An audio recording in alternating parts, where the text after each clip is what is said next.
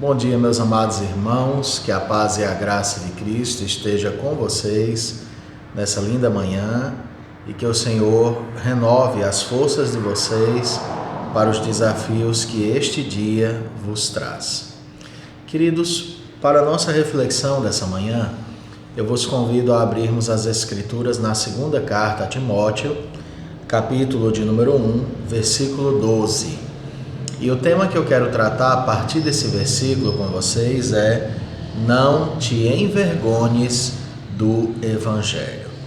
O verso 12 diz: e por isso estou sofrendo estas coisas, todavia não me envergonho, porque sei em quem tenho crido e estou certo de que Ele é poderoso para guardar o meu depósito até aquele dia.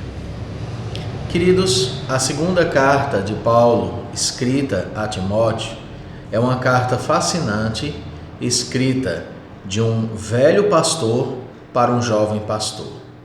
Timóteo era um jovem pastor que, na ocasião desta carta, apacentava o rebanho na cidade de Éfeso. Timóteo era pastor em Éfeso. E ali em Éfeso, Timóteo estava enfrentando alguns desafios pastorais. Por se tratar de um jovem e a igreja ser composta de pessoas mais maduras, pessoas mais idosas que Timóteo, e por estar se infiltrando na igreja de Éfeso algumas doutrinas perigosas, Timóteo estava se sentindo um tanto quanto abatido em seu ministério, um tanto quanto desanimado. A carta que é escrita por Paulo a ele tem como um dos seus propósitos centrais encorajar o jovem pastor a reavivar o exercício do seu dom no meio daqueles irmãos. Isso pode ser notado com clareza quando você lê o versículo 4 desse capítulo, em que Paulo diz que se lembra das lágrimas de Timóteo e que tem ansiedade para revê-lo. Nesse mesmo texto também, no versículo de número 6, Paulo exorta Timóteo a que reavive o dom que Deus lhe deu e exerça bem o seu ministério. Mas essa carta também tem um certo tom de despedida. Paulo a escreve de uma prisão, mas em circunstâncias bem diferentes daquelas relatadas no final do livro de Atos. No final do livro de Atos, nós temos Paulo prisioneiro. Aquela prisão certamente era uma prisão domiciliar, está dito lá em Atos, e daquela prisão, Paulo escreve algumas cartas, como a carta aos Filipenses, onde Paulo louva a Deus por estar preso e poder pregar o Evangelho. Mas agora, a impressão que nós temos é que Paulo está numa prisão insalubre, aonde as pessoas tiveram muita dificuldade de encontrá-lo quando procuraram por ele.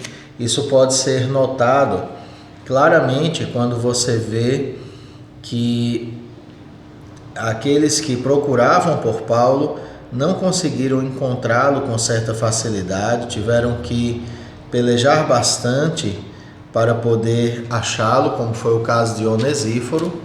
E aí você tem, queridos, Paulo já assim um tanto quanto velho, abandonado, sentindo frio. Você tem Paulo desejoso de que Timóteo vá visitá-lo, que traga Marcos em sua companhia para auxiliá-lo naquele momento tão difícil.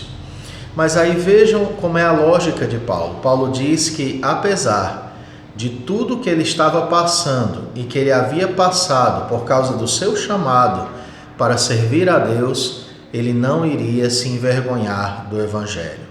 Envergonhar-se do Evangelho nesse contexto significaria negar o Evangelho, significaria abandonar o Evangelho, desistir do Evangelho, negar de fato o Evangelho. Jesus disse que se nós nos envergonhássemos dele, de sua palavra, ele também o faria de nós na glória eterna.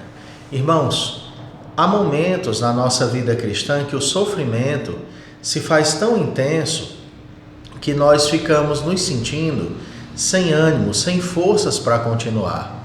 Mas nessa hora é necessário que nós mantenhamos a chama acesa e jamais nos envergonhemos do Evangelho. E aí, o que levava Paulo a não ter vergonha do Evangelho? Paulo vai nos dizer nesse texto: porque sei em quem tenho crido e estou certo de que Ele é poderoso para guardar o meu depósito até aquele dia. Paulo sabia que quem o guardaria até o final é Deus. Ele sabia em quem ele acreditava. Ele sabia quem era o Deus que o havia chamado, o Deus que o havia usado todos aqueles anos, e ele foi testemunha de grandes feitos de Deus. E agora ele está ali, talvez nos seus últimos tempos de vida. Não sabemos quanto tempo mais Paulo viveu depois dessa carta, mas pela história da igreja sabemos que Paulo foi martirizado no período de Nero, onde ele foi decapitado juntamente com outros, condenado por conta do incêndio de Roma, que foi provocado depois, se soube, pelo mesmo Nero. Mas aí Paulo, ele perdeu a sua vida por amor ao Evangelho, mas ele não perdeu a vida eterna. Ele manteve-se firme nos caminhos de Deus e a sua alma se firmou cada vez mais no Senhor. E Timóteo está desanimando. Paulo está em um contexto muito mais difícil, mas ele diz a Timóteo: não se envergonhe do Evangelho. Eu não me envergonharei do Evangelho, porque eu sei em quem tenho crido. Querido, é saber quem é o Deus da sua vida, quem é o Senhor que você serve, quem te chamou para servi-lo, quem te vocacionou, te capacitou para você ser quem você é hoje. Não importa o quão difícil esteja esse momento, olhe para Deus. Lembre-se de quem é o Senhor na sua vida e Ele há de te sustentar até o fim. E não se preocupe que se o fim for agora, o fim da nossa vida for agora, não se preocupe com isso. Ele é quem cuida de você, de sua família, de seus bens e de sua vida. Ele vai te guardar até o fim. Mas o tempo de vida que Ele tem para você, sejam breves anos ou longínquos anos, que o Senhor te sustente em cada instante e que você coloque o seu coração no Senhor, não nas circunstâncias. Se Paulo olhasse para as circunstâncias, ele desanimaria fácil, mas ele olhava para aquele em quem ele tem crido. Para quem você tem olhado? Olhe para o Senhor e Ele te haverá de renovar. E aí Paulo então aconselha Timóteo a manter o padrão das sãs palavras, a guardar o bom depósito e a não se envergonhar do Evangelho. Portanto, eu encerro essa devocional dizendo: não te envergonhes do Evangelho. Vamos orar?